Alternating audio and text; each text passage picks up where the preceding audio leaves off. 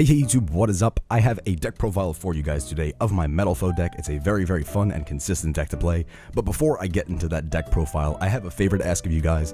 I'm in the next great Yugi Tuber and I actually got into the finals and my video has been posted. So if you guys want me to be able to make better videos for you guys, I greatly appreciate it if you could give me a vote on that video. All you have to do is click the annotation on the screen, click that link. It'll bring you to my entry for the next great Yugi Tuber. And to vote for me, all you have to do is give that video a like. Whoever has the most likes at the end of the week actually wins. So if you guys could do that for me, I greatly appreciate it. If I win, I get a better webcam and I can make some better videos for you guys. And without further ado, let's get into this video. Now, I don't think I need to explain why you run 3 of every Metalfoes, but I'm just going to put them down. You play 15 Metalfoes, 3 of all the ones you can. It's basically just a way to ensure your deck is hyper consistent. It doesn't matter which Metalfoes you get to hand, as long as you get 1 8 scale and 1 1 scale, and then it doesn't matter what the rest are because you just put them and pop them with their Metalfoes scale effects, and then you just search out your deck. So this is basically the 15 cards that I run that are all Metalfoes. Some people run 2 Bismugear. I like 3. It allows you to make more reactionary plays on your opponent's turn because you could pop this last, add a Metalfoes to hand, and then you can use the quick play fusion to fuse with the one in your hand and one on the field. So you don't need to have all the Metalfoes fusion materials on the field. You could have one in hand thanks to Bismugear. And Metalfoes wouldn't be complete without 3 Gofu, the Vague Shadow. This card allows you to go insanely plus by popping the tokens you special summon, and it also allows you to actually out anti-spell really easily. If you have Gofu and any monster that you can normal summon, you can out anti-spell in this deck, which is what I really love. So if you don't draw a way like a Cosmic Cyclone or something like that, Gofu is still a way to out anti-spell, which does really hinder this deck. On top of that, I also play 3 Bunbuku just to search out my 1 Magispector Kirin, as well as my 1 Nekomata. Now, some people don't play the Nekomata, and the reason I play the Nekomata is because it's a low scale, and in this deck you play 3 extra 8 scales, so you have more high scales than you do low scales. So in combination with Kirin and Nekomata, you're actually only running 1 extra high scale, which is what I really like. But because you run cards like Archfiend Eccentric, the balance is usually a lot higher. So I like to run the Nekomata just to balance out the scales a little bit, give me a low scale to search out, and you just basically can't special summon one of your Metalfoes, but that's perfectly fine. I'd rather be able to special summon than not special summon at all. I then also play 2 Archfiend Eccentric because it is a really good way to out a lot of locks. Vanity's Lock, Domain Lock, this basically solves that. The only thing it doesn't stop is unfortunately anti-spell, but it's still a really good card. In tandem with the Archfiend Eccentrics, I play 1 Tour Guide of the Underworld. If you don't know why I play this, if you do get anti-spell locked, you can use Tour Guide, special summon Archfiend Eccentric, make something like Break Sword or Grand Pulse, and pop that back row, so you basically out your anti-spell thanks to Tour Guide. It's a really good card. Also, the fact that it's a level 3 means you can sync with it with Gofu, so you can basically special Gofu, get the tokens, normal Tour Guide, special Eccentric, make like a Ignister or something like that to spin back the anti-spell fragrance, and then you still have more plays on the field and a lot of cards to pop. I also then play 1 Rescue Rabbit because it opens the deck up so much, it's freaking ridiculous, and thanks to Rescue Rabbit, I won a ton of games, and usually if my opponent top decks Rescue Rabbit in the mirror match, I know they have game because they just get so much advantage from this 1 card. And then I also play 1 Luster Pendulum because it allows you to dig deeper into your deck, it allows you to pop more of your scales and get a lot more searches off, and on top of that, you can special it with Ignister for a free spin. That's why I really love this card. Now that's it for all my monsters. On top of the monsters, I play a couple of spells. I play 3 Pot of Desires. This deck is very consistent already, and Pot of Desires just throws it over the moon. It makes it way more consistent than I think it needs to be, and usually when I'm siding out cards, I do side out the Desires because I don't want to see them turn 1 if I'm going second. I'd rather see something like a Maxi, but either way, 3 Desires, you definitely see this within your opening turn or 2, and it really does help you get a lot of advantage going first in a Pendulum deck and having 6 cards in hand after you already searched out your spells and traps and stuff like that. Pretty much guarantees you're going to have like 6 Pendulum monsters, and that's way too much advantage. It's just absolutely nuts, and that's why I love this card. Though obviously drawing into Pot of Desires off of Pot of Desires really sucks because you basically just use the world's shittiest upstart. But either way, I love this card and I wouldn't run it at less than 3. I then run 1 Metalfoes Fusion and 1 full Metalfoes Fusion. I'm thinking of bumping this up to 2 just for the OTK potential. It really does help to have 2 of these. I'm testing it right now, but I didn't want to dedicate, a deck to it. I didn't want to say I'm going to run 2 because I'm not too confident in it yet, and usually that can lead you to breaking more. The reason you run 1 of each is just because you want it in deck and you never want to draw it. So that's why I like to keep 1 and 1. And then on top of that, I also play 2 Painful Decision just to thin my deck out a little more, get more Pendulum monsters to hand. It's basically a Summoner's Art for the deck. I do like Summoner's Art too, but because I'm not running the clean engine, I decided to go with Painful Decision. And now onto my traps. I play 2 Metalfoes Counter. It's a card that people stop playing. I don't see why. I actually really enjoy it at 2. I can see why they don't run 3 anymore, but it's just such a good card. It essentially allows you to protect yourself from getting OTK by special summoning a monster if your card is destroyed. You can trigger it yourself to special summon more Metalfoes from your deck for fusion targets, and late game you can banish it from your graveyard besides the turn it was sent there to recur your scales, which really does help with this deck. This is basically your only way to get Bismugear back to your hand if it's already in your Pendulum extra deck, because you can't special summon it. It's pretty much dead there. This allows you to get it back, which allows you to go even more plus because Bismugear in and of itself. I then also play 1 Metalfoes combination. This card is amazing. You can pop it with Archfiend Eccentric. You can pop it with your MSTs if you decided to play that in your main deck. I don't like MSTs. I think it slows you down too much. But if you do play more combinations, I do recommend playing MSTs so you can unbreak yourself. But either way, this card is great. You could search it with your Pendulum Scales, use Archfiend Eccentric to pop it, get another Metalfoe to your hand, and then special summon that Archfiend Eccentric back along with a ton of Metalfoes. So it allows you to go really, really plus. There's also a really good combo you can use with this where you basically make Metalfoes Mithrilium, then you use Mithrilium to fuse for Aura Hulk, and then you trigger combination, which special summons the Mithrilium back, and the Mithrilium's effect when it went to the graveyard would trigger, special summoning another monster. So basically you go like +2 on the field thanks to this one card. It's a really, really good card to run. I might run 2 of it as well, but I gotta see. And then for the rest of my traps, I play 3-dimensional barrier. Now, a lot of people don't do this, but you know you want to go first with this deck. I don't want to go second, so I'd rather have 3D barrier. And if I do brick or I don't open a great thing, maybe I have 1 Kieran on field, and that's pretty much it. And if I have a D barrier set, it makes me feel way more comfortable with this deck. It basically allows me to save myself, prevent my opponent from going off.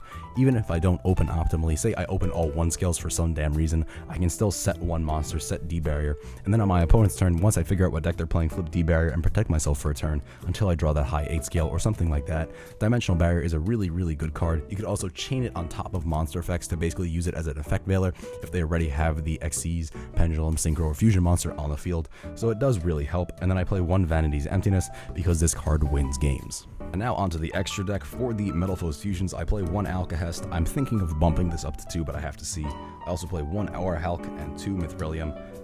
2 Mithrilium is really good. This at 3 would probably be a lot better, but I just don't have the room. I like the fact that I can out anti-spell a lot more than having 3 Mithrilium. And I also play 1 Adamante, because whatever I steal with Alcahest, I basically just fuse into Adamante. Then I basically just recycle the Alcahest with Mithrilium. So 1 Adamante is really good. It basically allows you to steal your opponent's monsters. And Alcahest is really, really good against the ABC matchup. If you steal A, B, or C, it actually gains the effects of having A, B, or C equipped to it, so you can make it immune to monsters if you steal A, immune to spells if you steal B, so on and so forth. It's really, really broken. And then onto my XEs. For my rank 3s, I play 1 Grand Pulse. Grand Pulse is really good for popping back row, as well as Break Sword. This allows me to just pop monsters or stuff like that. I could pop my Metalfoes Fusion to go +1 with Break Sword. I could pop my combination to search 1. It's a really, really good card. Your deck loves to have your cards destroyed. You can even use this to trigger your counter and then special summon a monster on top of that. So it's really great. This is good just because it's really high defense and it allows you to basically pop a lot of spells and traps. This is great because it pops pretty much anything. I also run 1 Castel to get rid of problem cards. People forget that Castel has 2 effects too, so that's really, really good. Its first effect is nuts. Its second effect is even crazier. The fact that it can spin back shit is just fucking ridiculous, and that's why I love to run this card. I can use it really easily thanks to cards like Rescue Rabbit. I basically just normal summon Rescue Rabbit, get a free Castel, or I can normal summon Rescue Rabbit, get 2 level 4s, my gold drivers, pop them, pendulum them back, then I have spells and trap set, and then I can make Castel on top of that. So it allows you to get rid of a lot of problem cards, and this does also out anti-spell because you can send an anti-spell back to deck. So all these cards do out the 1 card that pretty much locks your deck out.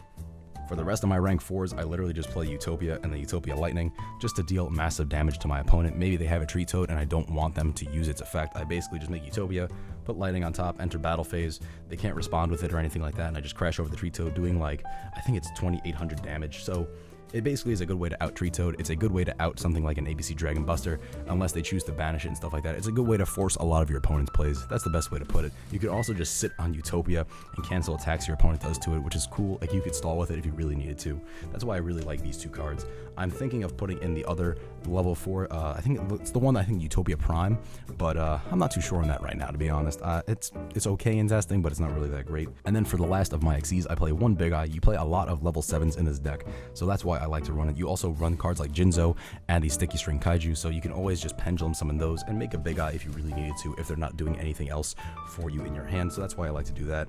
And then onto the ways I out anti-spell with my Gofu and any other card I could normal summon.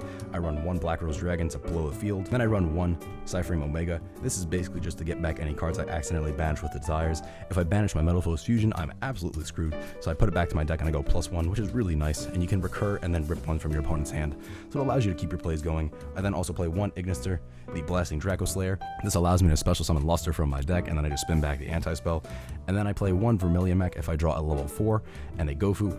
I can basically just banish Gofu from my graveyard, pop the anti-spell, add Gofu back to hand, use my Metalfoes Scales to pop this, special the Gofu again, and then synchro and pop Scales and go on from there. This is a really good card in this deck. It combos really well, and this is a really strong TCG exclusive that OCG doesn't have. A lot of people don't run it. I don't see why. I think it has a lot of synergy with this deck.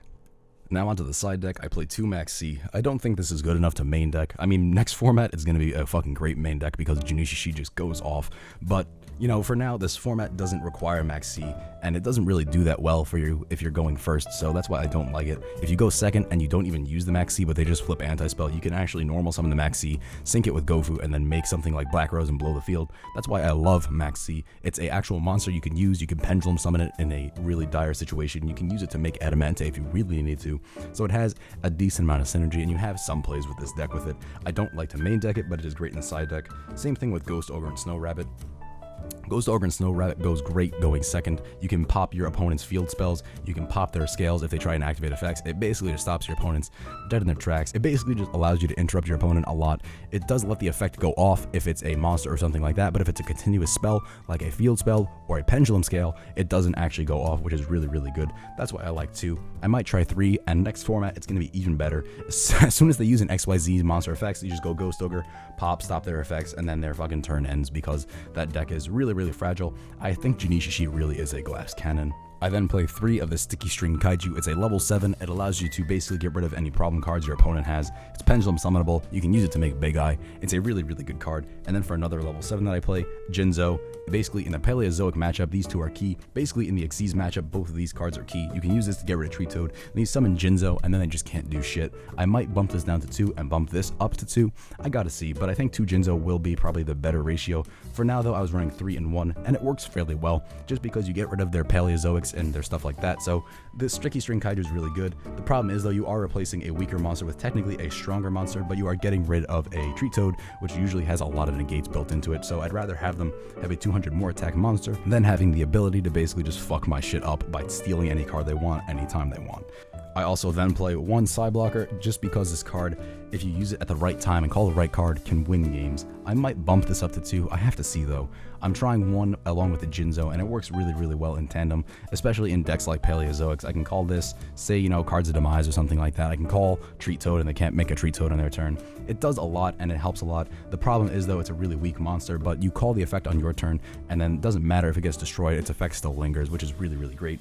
I then, for the ABC matchups, play 3 System Down, and for the Mirror match, I play 3 Cosmic Cyclone, or if I'm playing against ABC or something like that, something where they rely on a spell to get their shit going. Even in the Mirror match, this card's fucking great. Banish the Metalfoes Fusion, they pretty much lose, unless they can make Omega that turn. They really do slow down a ton. ABCs, you banish Union Hanger, they lose. There's a lot of decks this format that are reliant on spells to get their entire combo off, and that's why this card is so great. Yeah, you do have to pay 1,000 life points, but it's basically banishing MST, and that is really good.